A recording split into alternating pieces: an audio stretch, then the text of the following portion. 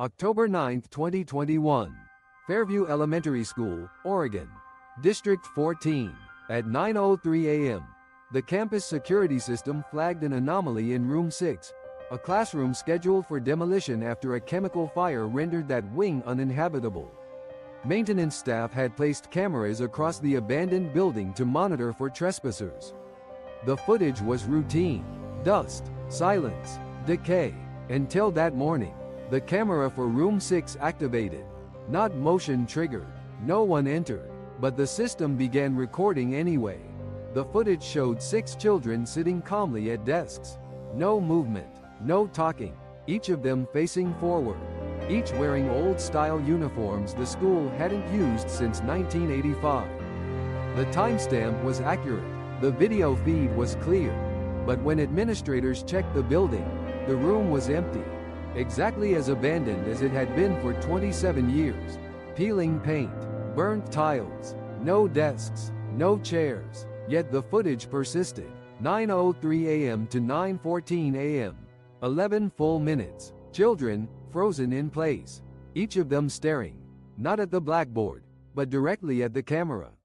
The school principal, Marcia Delroy, forwarded the footage to district authorities, thinking it was a prank or data corruption. But the district tech team cross-checked the footage metadata. Nothing was tampered. Footage was real, live, pulled directly from the school's mainframe. One analyst ran facial recognition on the children. Only one result matched: a student named Emily Harnett, born 2009. But the system listed her as deceased due to an accident in 2017. She had never attended Fairview. She never even lived in Oregon. The others? No matches. Not in the district, not in the state, not in any public database. But each face had structure, had detail, had memory. When the analyst ran the same footage again, trying to isolate blink patterns, she noticed something else. One of the children, the third desk from the left, was mouthing something. No audio was recorded, but lip readers confirmed. "Are you watching us yet?" Quote. The same footage appeared again on October 16, then October 23, always on a Monday, always starting at 9:03 a.m., always ending at 9:14. No matter what changes the school made, resetting servers, disabling motion detection, updating firewalls, the camera for Room 6 activated itself. They disconnected the power. It recorded anyway. They removed the camera. The footage returned, now showing a slightly different angle, as if a new camera had been installed inside the wall. And the children began to move. Not much, but slowly. Over the course of each 11-minute recording, they started to tilt their heads, shift their hands, blink. One boy, back row, right corner, began turning to look behind him. But there was nothing there. Until one frame, he smiled. Some believed the footage captured a residual echo, a psychic replay of some forgotten tragedy, a ghost recording. But then came the recording from October 30th. At minute 7:33, one of the children, a boy in a blue sweater, raised his hand. This had never happened before. His fingers twitched. He opened his mouth. No sound, just a slight twitching movement in the lips. The technician reviewing the feed felt a chill. She muted the audio, paused the frame, zoomed in, and that's when the school's IT system crashed. Not glitched, not disconnected, crashed completely. Hard drives wiped, all Room 6 footage deleted, except for one machine, an external backup device in the janitor's office. Unconnected, never synced, but that morning, it held a single video file. They remember you.mp4 inches. The thumbnail? A still image of the 6 children. All now smiling, all standing, all closer to the camera than before. The hallway to Room 6 had been sealed since 1994. Officially, due to a contained chemical malfunction. But no one, not even the longest-serving staff, remembered the exact event. No one remembered who used the room, or what class it hosted. In the school's master archive, blueprints still listed Room 6 as an AV lab, last used in 1993. No enrollment data, no teacher assigned. No emergency reports logged, just one brief note. Wing B blackout, April 19th camera loop compromised. That date wasn't part of any fire report, but when a local archivist dug deeper, he found a microfilm log from the city planning office. An old facilities request from 1994. Decommission room 6 permanently. Remove doors, lock access, disable external recordings. Reason: behavioral contamination through broadcast medium. Signed, Principal Terry Chalmers, retired 1995. Principal Chalmers disappeared a year after signing that order. He was last seen sitting alone in the old room 6, staring at a TV that wasn't plugged in. No one ever found him. In November 2021, a whistleblower from the school district leaked a corrupted .zip folder titled Room 6_loops_beta inside. 36 short clips, each 11 minutes long. Each one showed a variation of the 6 children, same classroom, but different behaviors. In one loop, they were all reading from invisible books. In another, they were drawing symbols onto the desks with their fingers. In another, they stood against the wall, in silence, as if waiting for someone to enter. But every clip had one constant. In the final 30 seconds, the boy in the blue sweater would slowly turn his head toward the camera and mouth a phrase, not always the same, but always chilling. We didn't know it would stay this long. It remembers who deleted us. Stop backing up the files. The tape doesn't want to end. One clip, labeled Rev 24 Glitch Fix, included audio, despite no mic being enabled. It played backwards. When reversed, it contained a girl's voice. You have to leave the room before the bell, or it starts over. An investigative journalist named Lori Ames interviewed retired faculty who worked at Fairview during the early 1990s. Most refused to speak about Room 6. One custodian, Roger Halton, finally agreed. He remembered a teacher, not on any payroll, a woman in her 30s. Black cardigan, thin voice. She would arrive early, never spoke to staff, and taught in Room 6 for 2 months before the incident. Roger claimed he once peeked into the classroom and saw no children, only rows of tape recorders, all playing at once.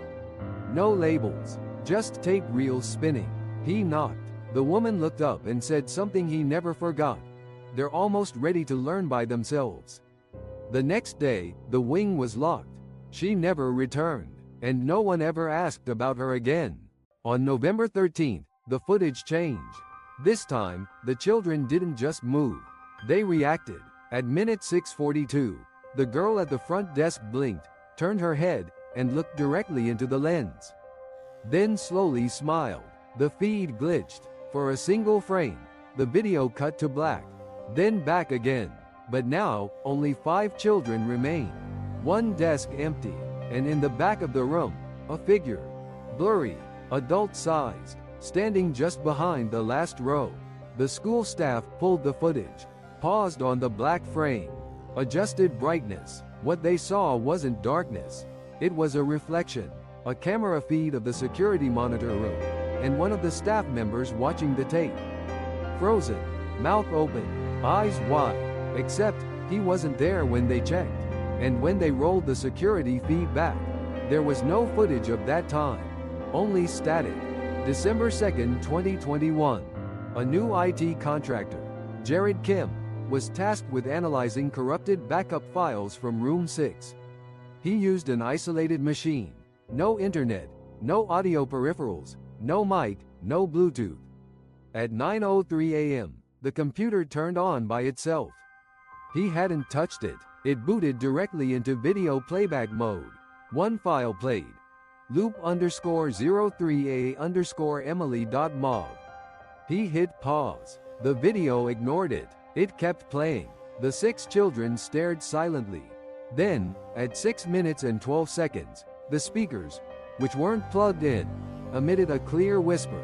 Jared, you're late. He checked system logs. The machine had created a .txt file 14 seconds prior. The file name, attendance not met.txt. Inside, it listed Jared Kim. Present, late, others. Pending Emily Harnett. Fixed new entry initializing. The line below began typing itself. You see us clearly now. Can we come out? Quote, until this point, all 6 children had remained in the same positions. But on December 6th, the footage changed. At exactly 9:07 a.m., Emily, the girl in the front row, stood up. She pushed her chair back, walked to the corner of the room, faced the wall, and raised her hand. The feed crackled. The camera angle shifted, now viewing from the opposite side, a position no camera had ever been installed in. She turned. Her eyes glowed slightly from reflected light. She mouthed something. Technicians froze the frame, ran it through lip-reading software. The result: the loop breaks when you answer. A second later, the footage cut to black, and across 5 workstations in the district office, printers activated simultaneously.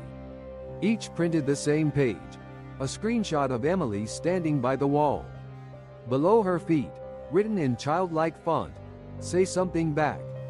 District systems began experiencing a strange auto-input bug. Voice-to-text features would activate randomly, even when turned off. Microphones recorded snippets of conversations that hadn't occurred. In one case, a staff member found their desktop background replaced with a line of repeating binary code. Decoded, it read, "If you don't talk to them, they'll write it themselves." A digital learning coordinator attempted to overwrite the Room 6 footage with new video content to disrupt the loop. The moment she did, her headset activated. She heard 6 voices, layered and hollow, say, "Please let us stay. We didn't finish learning. We're still being graded." The overwritten file reverted within 90 seconds. Not to the original footage, but to a new one. Only 5 children. Empty desk up front. Blackboard now displayed text. Loop error. Educator missing. After footage from Room 6 began circulating in private groups, a woman named Leanne R. came forward. She claimed the girl in the footage, Emily, was her daughter. Emily died in 2017 in a car accident. She never attended Fairview, never lived near Oregon. But Leanne insisted. She recognized the mannerisms, the birthmark near Emily's eye, even the way she used to fidget her hands when nervous. The footage from December 13th showed something new. Emily now had a crayon drawing on her desk. Zoomed in, it showed a woman watching a television, her eyes wide. In the corner, a stick figure girl holding up a hand. Above it, the words, "Found me." The next morning, Leanne's social media was deleted. Her voicemail message changed. Callers heard the voice of a child. "She's not here right now. She's visiting the room." Leanne has not been seen since. The final recording came on December 20th, 2021. 9:03 a.m. Camera activated. The footage was sharper, color corrected, lighting even. It didn't look like analog anymore. It looked like a memory. Only 4 children remained. 3 desks empty. Emily stood near the chalkboard. She had written something in cursive. "We weren't students.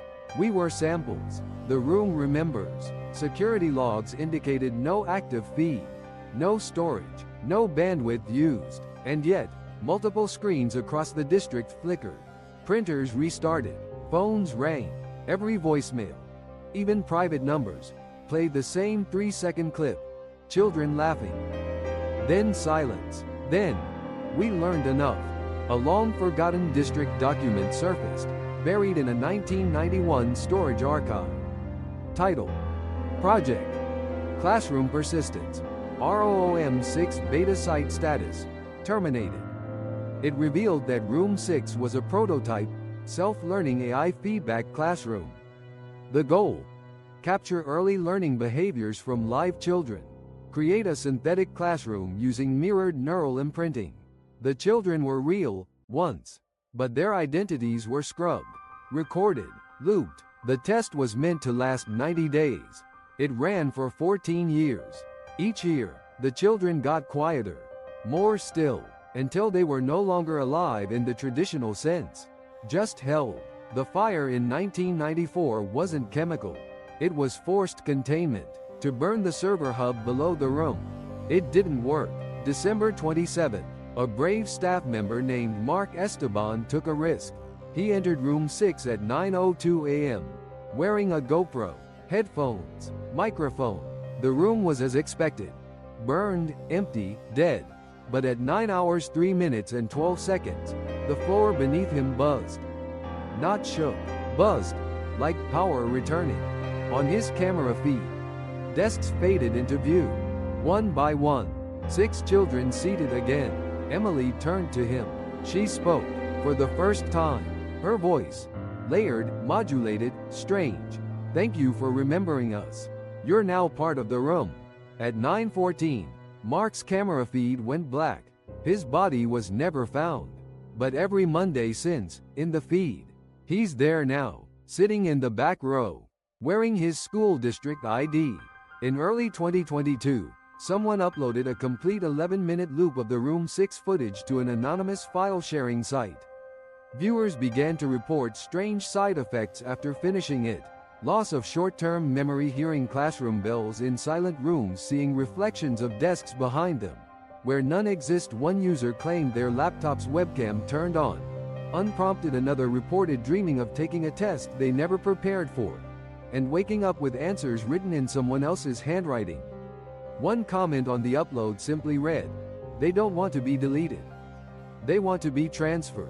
And that's the final theory. The Room 6 children are not spirits. They are educational instances trapped in feedback. The more you watch, the more they overwrite. They're not ghosts. They're not cursed. They're formatted. And if you answer them, you give them permission to write themselves into you. Thank you for watching. This is Fade to Black, where the stories they tried to erase still remember you. Bell, like, comment, subscribe before this channel disappears too.